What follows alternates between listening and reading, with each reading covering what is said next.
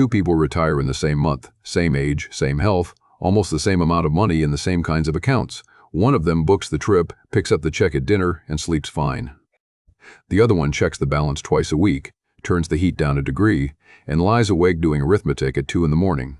Same money, two completely different lives, and the difference between them is not a spreadsheet.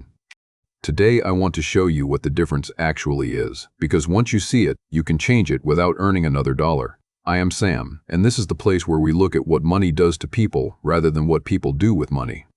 Let me start with one number, and then we will mostly leave numbers alone. In a national study published this spring by Allianz Life, 67% of the people surveyed said they worry more about running out of money than they worry about dying, 2 out of 3. And that figure has climbed. 4 years earlier, the same study had it at 57%. I want to be careful about how I hand you that number, because it is a survey of about 1,000 adults with a certain level of income or savings, not a census of the whole country. But the direction is hard to argue with. More people are afraid of the money running out than are afraid of the end of their own life. Sit with how strange that is. The fear of an empty account has quietly overtaken the fear of death. Now, if that fear were simply tracking how much money people have, then the fix would be obvious. Get more money, feel better. And that is exactly what most of us have assumed our whole working lives. Hit the number, feel safe. Here is the problem.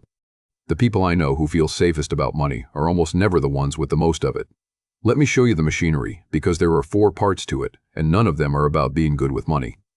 The first part is the shape of the relationship between money and how you feel. For years, the accepted finding was that day-to-day happiness rose with income up to about $75,000 a year and then flattened out. Then a later study using a different method found no flattening at all. In 2023, the researchers behind both of those results sat down together and published a joint paper through the National Academy of Sciences, and what came out of it is more useful than either original claim. 2 things. For most people, the feeling keeps improving as income rises, with no ceiling in sight. But there is a group, roughly the least happy fifth, for whom it flattens out around 100,000 and stops helping. Money kept lifting the people who were already doing all right emotionally. It stopped lifting the ones who were not. And here is the part that matters for us tonight. The relationship is logarithmic. That word sounds academic, so let me translate it into a kitchen table sentence. Equal steps in how you feel require doubling, not adding. Going from 30,000 to 60,000 does something real. To get that same size of improvement again, you do not need another 30. You need another 60, and then another 120. The ladder gets further apart the higher you climb, forever. Now, those studies were done on working people, not on retirees, and I am borrowing the mechanism, not the numbers. But that mechanism explains something you have probably watched happen in your own life. Every time you hit the number you were chasing, the relief lasted a few weeks, and then the number moved. That was not a character flaw. That is the shape of the curve. The second part of the machinery is the one almost nobody warned you about, and it hits the day the paychecks stop. For 40 years, something arrived. Every 2 weeks, money landed in the account whether you thought about it or not. You did not have to give yourself permission to spend because the account refilled on its own.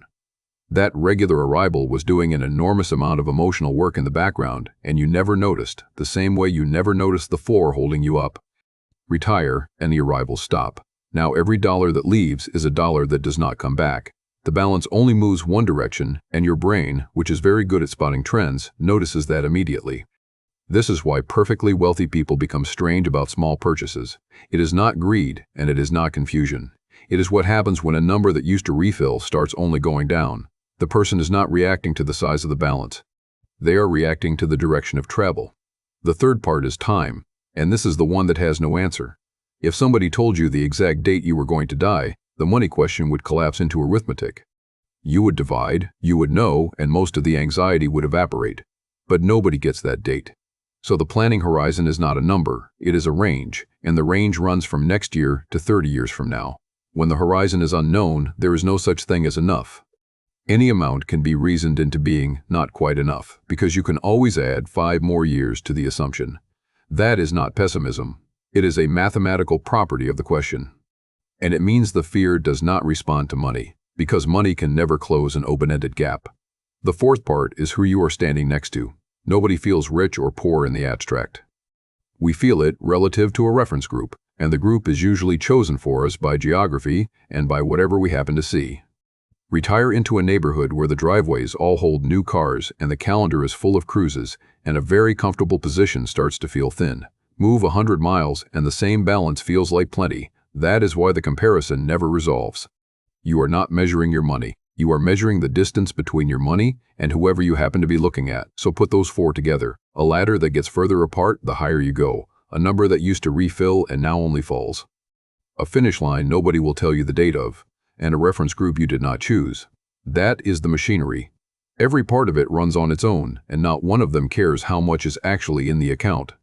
Which is why the two people I described at the start can hold identical statements and live in different worlds. Now the useful half. 3 levers, and all 3 change the feeling without changing the balance.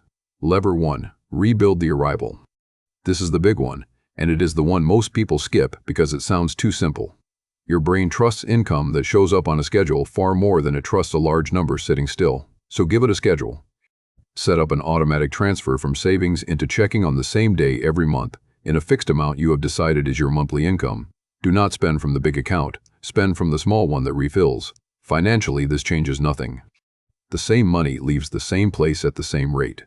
Emotionally, it changes almost everything because you have handed your brain back the pattern it spent 40 years relying on. People who do this describe the same thing, which is that the balance stops being a scoreboard they check and starts being a machine that pays them. Let me make that concrete because it sounds like a bookkeeping trick until you see it running. Say you have decided you can take $4,000 a month. Most people do this by logging into the big account whenever the checking gets low and moving over whatever seems reasonable at the time. Every one of those moments is a decision, and every decision is a chance to feel bad. 12 times a year, you look at the big number, you watch it drop, and you ask yourself whether you should have taken less. Now set it up the other way. On the first of the month, 4,000 moves automatically. You never log in to make it happen. Your checking account fills up, you spend from it, and when it runs low, you wait for the first. You have removed 12 moments of self-interrogation from your year, and you have given yourself the one signal your brain has trusted since you were 22, which is that money arrives on a day, same withdrawal rate, same portfolio, 12 fewer arguments with yourself. I have watched people describe this as the single change that made retirement feel survivable, and it is embarrassing how small it is. One caution: pick the number with somebody who can see your whole picture and revisit it once a year rather than every time the market moves. The automatic transfer is there to stop you from renegotiating with yourself on a Tuesday because the news was bad on Monday. Lever 2. Give the money names. An undifferentiated pile is impossible to spend guilt-free because every dollar leaving it is a dollar taken from a vague future emergency. Split the pile into named accounts and the guilt has nowhere to attach. This one is for medical costs later. This one is what we live on. This one is the travel money, and it is supposed to go down. That last sentence is the whole trick. When an account is doing its job by shrinking, watching it shrink stops setting off the alarm. The strange part is that people who name their money often end up spending less overall, not more, because the named accounts make trade-offs visible. But they feel better about every dollar they do spend, and that is the point tonight. Lever 3. Run a small experiment with an end date, not a lifestyle change. An experiment. Pick one thing you have wanted and have been talking yourself out of, decide what it costs, and do it for 3 months only. Then sit down and ask yourself 2 questions. Did the money situation actually get worse in any way you can point to? And did the 3 months feel better? The reason this works is that fear speaks in absolutes, and experiments are the only language that answers back. You cannot argue your way out of a fear of running out. You can only test a specific version of it and watch what happens. Now I want to be honest about the edge of this, because I do not like advice that only works for comfortable people. Everything I just described assumes the fear is emotional rather than accurate. For some people, it is not. Some people genuinely do not have enough, and no amount of naming accounts or scheduling transfers will change that arithmetic, and telling them to relax would be insulting. If that is your situation, the honest answer is that this is a resources problem, and it deserves real planning with someone who can look at your whole picture, not a mindset video. The way you tell the difference is not complicated. Write down what you spend in a normal month and what reliably comes in. If the second number covers the first, your problem is a feeling, and everything tonight applies. If it does not, your problem is a number, and it needs a different kind of help. One more thing, and then I will let you go. There is a version of this that ends badly, and it does not look like running out. It looks like a person who lived at half their means for 20 years, turned down every trip, and left behind a very healthy account and a family who cannot remember them ever relaxing. That person did not fail at money. They were extremely good at money. What went wrong is that they spent 2 decades protecting themselves from a thing that never happened, and the protection cost them the years. The fear of running out is real, and it deserves respect, but it should be a smoke detector, not a roommate. It goes off, you check the kitchen, and then it goes quiet again. I should say the plain thing. I am not a financial advisor, and none of this is advice about your particular situation. What accounts you should hold and what you can safely spend depends on numbers I cannot see from here. And that conversation belongs with somebody licensed who can look at all of it. Now I want to hear from you, and be honest, because the honest answers help somebody else. Which of the 4 is loudest for you? The moving ladder, the account that only falls, the finish line nobody names, or the people next door? And if you have already tried the monthly transfer trick, tell me whether it worked, because I would like to know if it holds up outside my own circle. If this was useful, subscribe. The one I would point you to next is the episode about why people who saved all their lives cannot bring themselves to spend the money, because it is the same machinery running in a smaller room. I am Sam. Decide what enough means, then go cut the grass.